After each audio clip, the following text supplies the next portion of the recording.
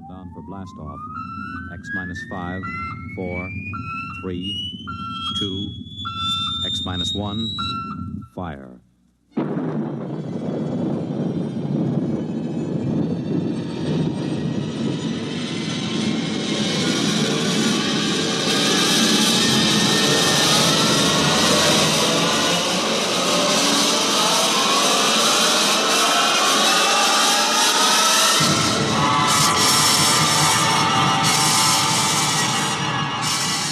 From the far horizons of the unknown come transcribed tales of new dimensions in time and space. These are stories of the future, adventures in which you'll live in a million, could be years on 1,000 maybe worlds. The National Broadcasting Company, in cooperation with Galaxy Science Fiction Magazine, presents X minus 1.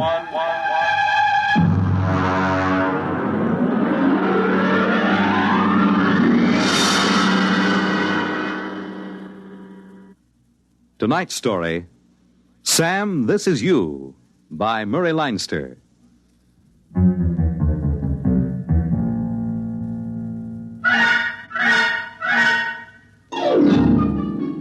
If I were you, I wouldn't believe a word of this story. I'm still not sure if Rosie does, and as a matter of fact, I'm not so sure if I do myself. And that's going some because it happened to me. And if I can't believe it, well, who can? I suppose it could have happened to anybody, although, on the other hand, maybe it couldn't have happened to nobody. And that's pretty mixed up, so maybe I'd better begin at the beginning. And in this case, that's not so easy as it sounds. For one thing, there's the question of where is the beginning? Well, anyways, I'm Sam Yoder. I'm a telephone lineman for the Batesville and Rappahannock Telephone Company. I got into that line of work because I was in a wire platoon during the war. I've been up more trees in the Ardennes forest in Belgium than anybody, except maybe a couple of squirrels, and they didn't have to string telephone wires. I guess it started because Rosie, she was my girl, Rosie, she thought I lacked ambition. And also get up and go. Yeah, anytime you say, honey, except it's one of those jitterbug things, and I can't jitter much. I don't mean dance. I mean stick-to-itiveness. Now, honey, that's ridiculous. A telephone lineman has more stick-to-itiveness than anybody, or he'd fall right off the pole. Huh? Want another drink? Sam, are you trying to get me drunk? No. Well, only there's a $3.50 minimum in this place, and I hate to see it go to waste. I'm discussing your future, Sam. Okay. Do you think a telephone lineman's life is right for you? Well, has its ups and downs. Sam. I'm sorry. I warned you once more, and I'm going to ask you to take me home, even with a $3.50 minimum unexpired. Yeah, okay, honey. Now, what are you doing to improve yourself? Nothing, I guess. Why don't you take one of those correspondence courses? You know, the ones with a picture of Arthur Godfrey, and he says, I was awful in high school arithmetic till I sent in the coupon. What does he need with high school arithmetic? It's the principle of the thing. Sam, I'd hate to think I was engaged to a man who didn't improve himself. Well, I'll figure something out, honey. You don't want to spend all your life with your arms around a pole. Well, it was all right with George Sand. Is he working at the company now? No. George Sand. She was in She? Yeah, sure, honey. It was a pen name. You see, she was in love with Chopin. You get it? No. Well, he was a pole, you see? Arms around a pole. You get it now? Yes. Now I get it. Sam, take me home immediately.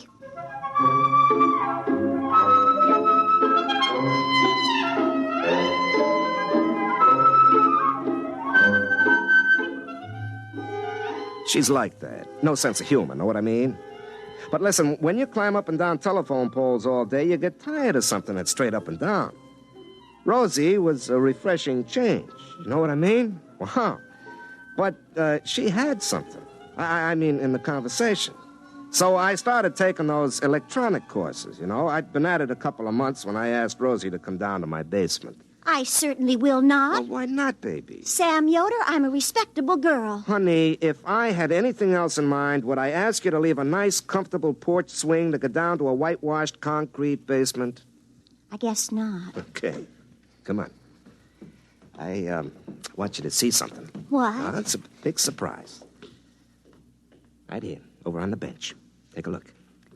Sam Yoder, have you been taking Papa's television set apart again? No, honey, not... Last time you got the channels mixed up and all Papa could get was Jane Mansfield. Mama had to finally take the fuse out and hide it. It's not a television set. It's my invention. Oh. What does it do? Well, I got the idea at the shop. I was looking at the blueprints of the multiple circuit stuff. You know, how to send 100 messages over the same wire. Well, I got this idea about how to have private conversations on the party line.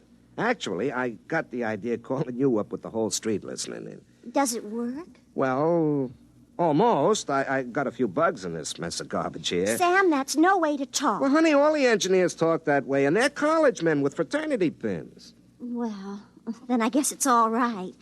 When will you have this fixed up? Oh, I don't know. I'll have to tinker with it a little. It's just like you, honey. Sam, you do not have to tinker with me. Honey, I mean electrically like you. High voltage and a lot of current, but too much resistance. You get it, honey? I mean like an electrical circuit? Resistance is... I get it. Sam, take me home immediately.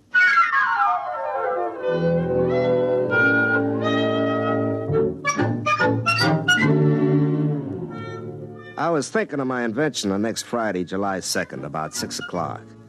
I was up a pole near Bridges Run, hunting for a break where the party line went dead.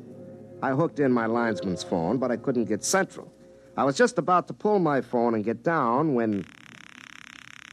Hey, that's impossible. The line checked out dead. Hello, who's this? Sam, this is you. Huh? What's that? This is you. You, Sam Yoder. Don't you recognize your own voice? This is you, Sam Yoder, calling from the 12th of July. Look, Mac, I'm working and I'm 50 feet up. Don't hang up. I'm not hanging up, but you'd better. Now, wait a minute. Do I know you? The voice is familiar. Sam, it's the 2nd of July where you are, and you're up a pole by Bridges Run. The line's dead in 2 places, or else I couldn't talk to you. Lucky, huh? Whoever you are, it isn't going to be lucky for you. But I'm you, and you're me. We're both the same Sam Yoder, only where I am, it's July 12th. Where you are, it's July 2nd. You've heard of time traveling? Well, this is time talking. You're talking to yourself. That's me. And I'm talking to myself. That's you. And it looks like we've got mighty good chances to get rich. Look, I don't believe this. All right, then listen. Do you remember the time you were out with Rosie at the drive-in movie over at the Wing? And the couple in the convertible next to you were necking. And then Rosie...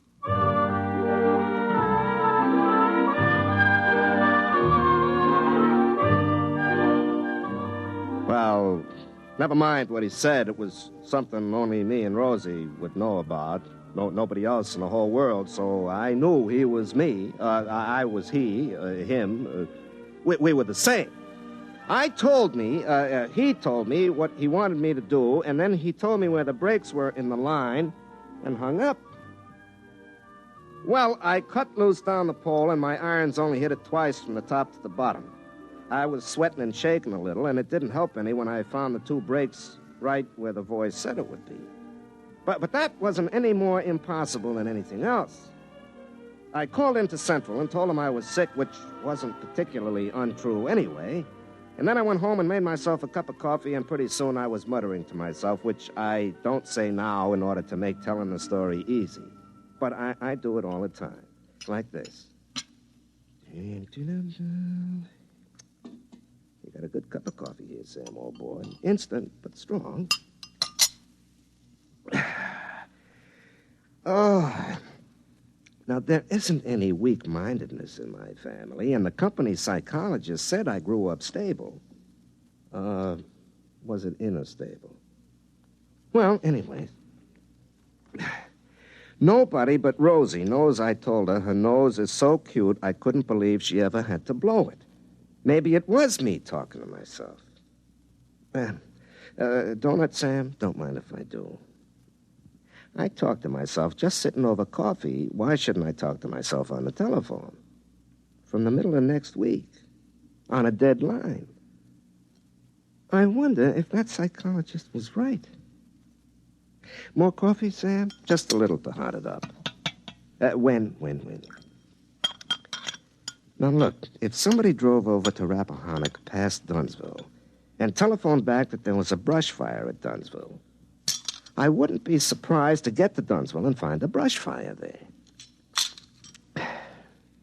So, if somebody phones back from next Tuesday that Mr. Broadus has broke his leg next Tuesday, why should I be surprised to get to next Tuesday and find out he'd done it? More coffee, Sam? No, thanks. I couldn't touch another drop. You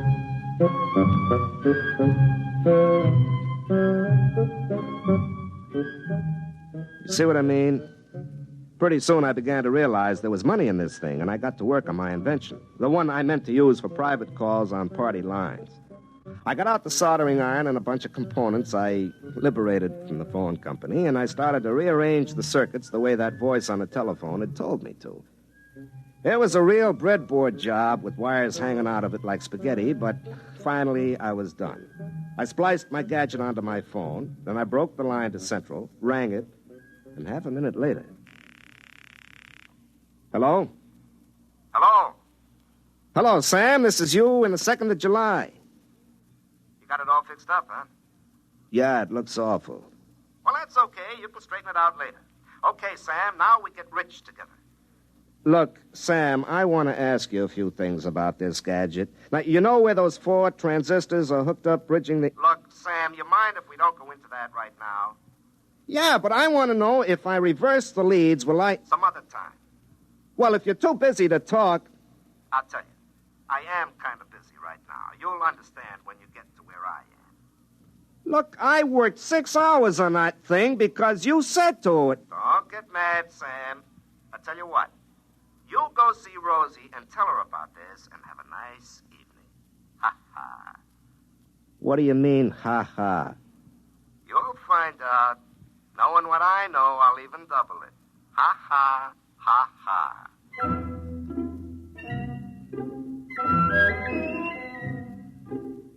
I went over to Rosie's house.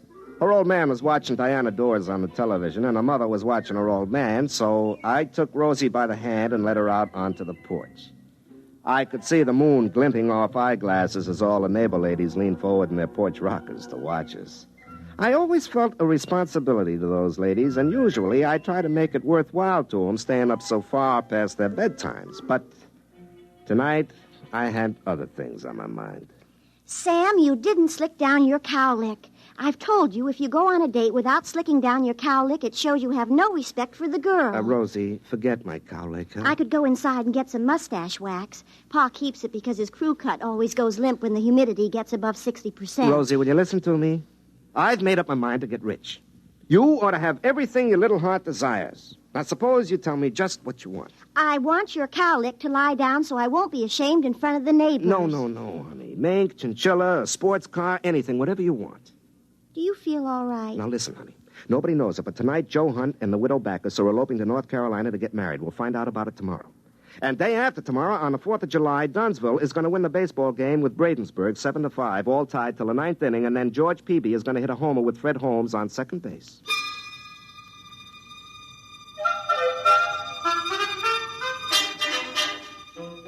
There was a brief silence, interrupted only by the sound of Pa's rocker going over as he tried to get a better angle on Diana Dors. I don't know how many times I've explained to him you can't improve on the view on a 2-dimensional TV screen by craning your neck. But he says you can't overcome a lifetime of habit. Well, anyways, I explained to Rosie about Sam in the week after next telling me all these things and how we were going to get rich. Sam, somebody was playing a joke on you. Oh, yeah? Well, who else but me knows what you said that time you thought I was mad at you and you were crying down behind McHenry's ice house? Sam, I told you when I read those words on that board fence, I didn't know what they meant. And nobody else knows about the time we were picnicking and the bug got down the front of your sunback dress and you thought it was a hornet. Sam Yoder, you never told anybody about that. No, but the me in the week after next knew. He told me, so he had to be talking to me. It couldn't be anybody else. Sam, either you've told somebody else everything we ever said or did, or else there's somebody else who knows. That's awful. But, honey, it's me. This other person knows everything we say, even now? Sure. Sam Yoder, you go home. But, honey... Do you think I'm going to talk to you when somebody else listens to every word I say and knows everything I do? Do you think I'm going to marry you? But, Rosie, it's just between the two of us. You, me, and me next week. Rosie.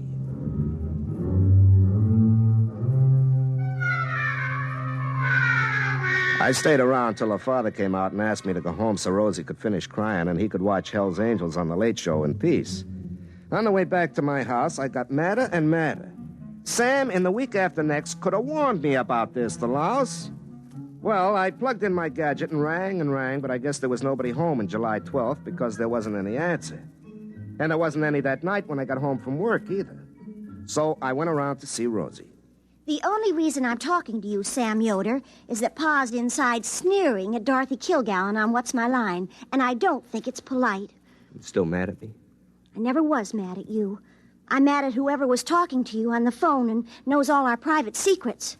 And I'm mad at you if you told him. Well, honey, I didn't have to tell him. He's me. All he has to do is just remember. I tried to call him again last night and this morning, but he doesn't answer. Maybe he's gone off somewhere. Do you think it's polite to sneer at Dorothy Kilgallen? She knows so many important people by their first names, lots of them even for short. You think maybe it's all an illusion?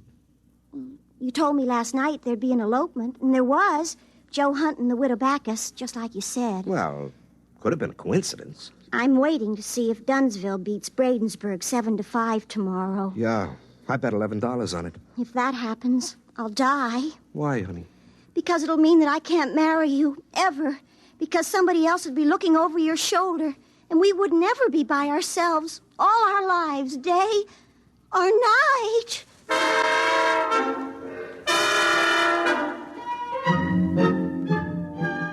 The next day in the big 4th of July ball game, it was tied in the ninth. Then George Peavy hit a homer with Fred Holmes on second base, and Dunsville beat Bradensburg 7-5. I collected my bet, but the $11 turned to ashes in my mouth. I didn't go over to Rosie's that night. I stayed home and kept trying to call myself up on that gadget that I told myself how to fix up. It was a moonlit night, the kind I usually spend with Rosie while her old man watches the $1 Million movie for the 7th time on TV, hoping that the ending will come out different. But there I was in the basement trying to call up the week after next, and nobody home. In the morning, I woke up suddenly. I thought it was the alarm clock, but it wasn't. Hey, I left the gadget on. Oh, wait, don't go away. Wait. Hello? Don't get upset, Sam. Rosie's gonna make up with you. How do you know what she's gonna do? She won't marry me with you hanging around. I've been trying to figure out a way to get rid of you. Quiet, I'm busy. I gotta go collect the money you made for us. You collect money? I get in trouble and you collect money? I have to, or you wouldn't get it. Now listen, where you are, it's Wednesday. You're going over to Dunsville today to fix some phones. You'll be in Mr. Broadus' law office about 10:30. You look out of the window and notice a fella sitting in a car in front of the bank. Notice him good. I won't do it. I won't take orders from you. Maybe you're me, but I make a bet and you collect it. For all I know, you spend it before I get to it. Now, I'm quitting this business right now. It's cost me my girl and my peace of mind and the blazes with it. Okay? Okay, Sam. Just wait and see.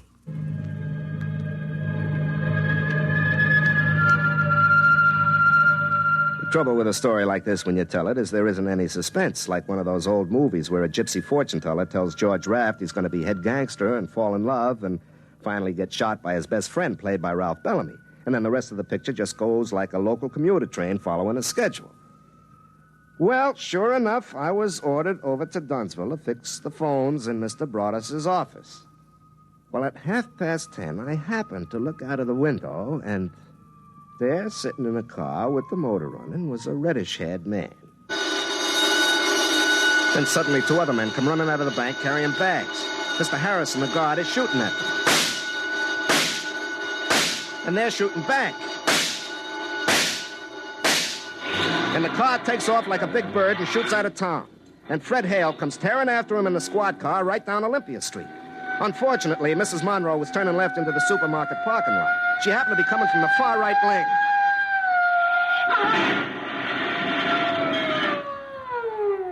And so the bank robbers got away clean with $35,000. They'd cut all the wires out of town where they crossed Goose Creek, and so they sent me right out to fix it. I was up the pole right next to the creek working, and, like usual, talking to myself. Sam, do you realize what that was? A bank robbery. You, in the middle of next week, told you to come over here and watch a bank robbery, but you didn't tell yourself what for.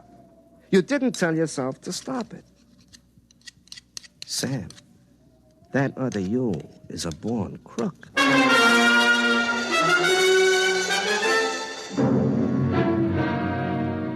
Then I realized it wasn't another me. It was me a week and a half later. If he was a born crook, so was I. Nothing could happen in a week and a half to change character like that. I couldn't even turn myself into the cops, because nobody would believe it. I suddenly realized I was an accessory before and after the fact of that bank robbery. And then I realized there was only one thing to do. That night I drove over to Rosie's house. Her father had a jacket and tie on because he was expecting to visit Her Supreme Highness Princess Grace of Monaco and Slapsy Maxie Rosenblum with Ed Morrow face to face. I took Rosie out to the porch just as the princess invited Ed and Rosie's old man into a closet to see her shoes. Sam, what's the matter? You look awful. I am awful. Rosie, I come to tell you goodbye. I just found out I'm a criminal, so I better go and commit my crimes far away from hearth and friends who would be hurt. Sam, what's happened now? That bank robbery. I knew all about it before it happened. I called myself up and told myself, but I didn't let myself stop it. Don't you see? I'm an accessory both ways against the middle. I'm a criminal. So, Rosie, goodbye. Sam, you sit right down. Oh, it's in the blood, I guess, or the genes. What do you think in my case it was? Environment rather than heredity. Now, Sam, you haven't done anything yet. It's that other you. But I'm going to have done something. I'm doomed to be a criminal. Well, I'm going to reform you. What? I'm going to reform you before you start. I'm going to stay with you from now on, every place you go. But, Rosie, I climb poles. I'll wear my tapered slacks. You won't do anything criminal with me along. And if that other you starts talking to you on the telephone, I'm going to climb the pole and tell him where he gets off.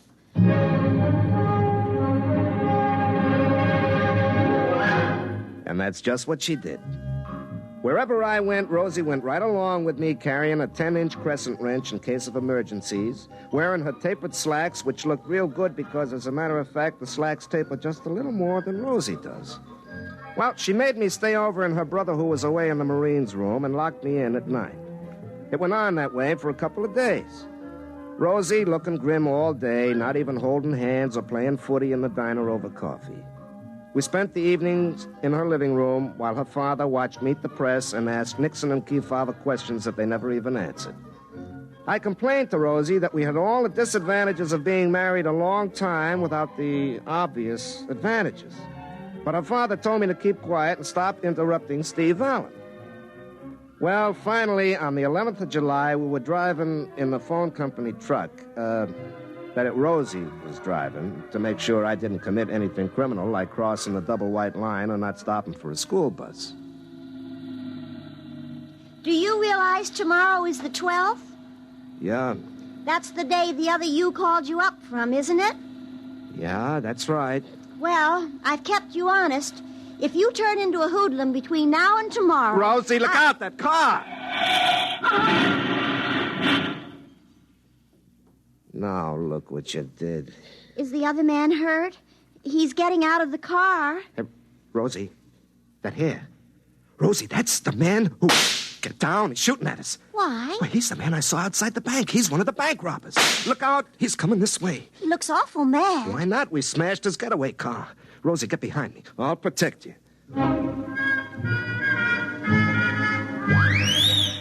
The fella came up to us holding his gun and looking pretty upset, and he was just about to say something when Rosie reached over my shoulder and hit him on the head with her crescent wrench. I took a length of wire and my pliers, and I had his hand spliced behind his back before he came to. We threw him in the back of the truck and took him into the sheriff at Dunsville. He confessed right away and told where his buddies were hiding out. Rosie locked me up in her brother's room again that night, and then it all came clear to me. In the morning, Rosie came out on the truck with me again, and she was still trying to reform me. I let her come along, but inside I was grinning. What are you sneering about, Sam? I'm not sneering, I'm grinning. Rosie, do you realize there's a $5,000 reward for those robbers? and we get it? Well, I'm still worried about that other you. Oh. Well, we'll take care of that right now. Sam, what are you doing? Now, just a minute, honey. I gotta climb that pole.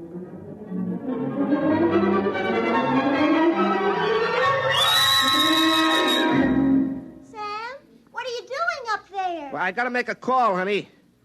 Hook up my little gadget. Now. Hello, who's this? Sam, this is you. Huh? What's that? This is you. You, Sam Yoder. Don't you recognize your own voice? This is you, Sam Yoder, calling from the 12th of July.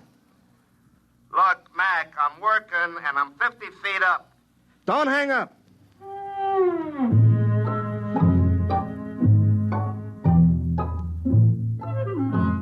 You see?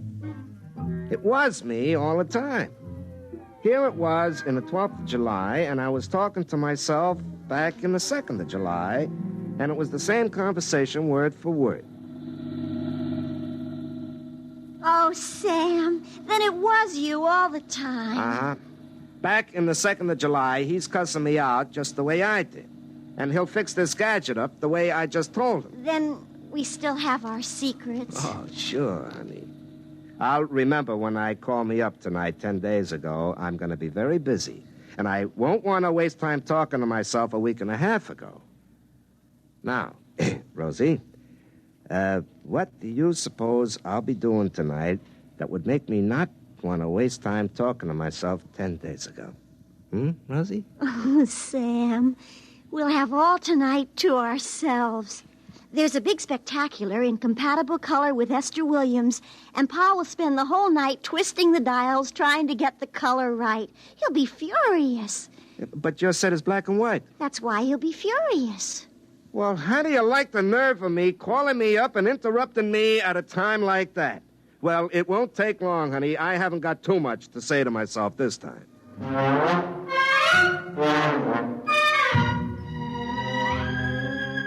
Well, that's the way it went. Rosie and I got married. Like I say, I wouldn't believe this story if I was you.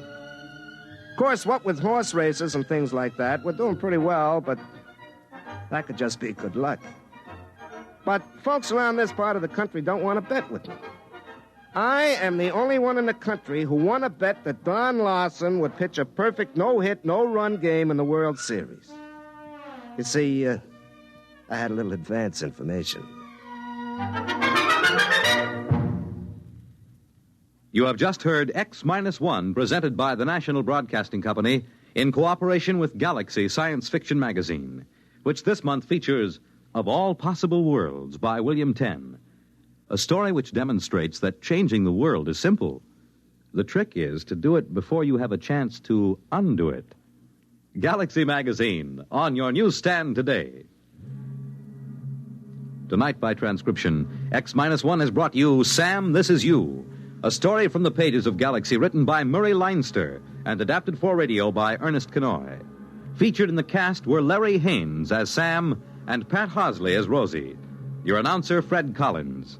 X-1 was directed by Daniel Sutter and is an NBC Radio Network production.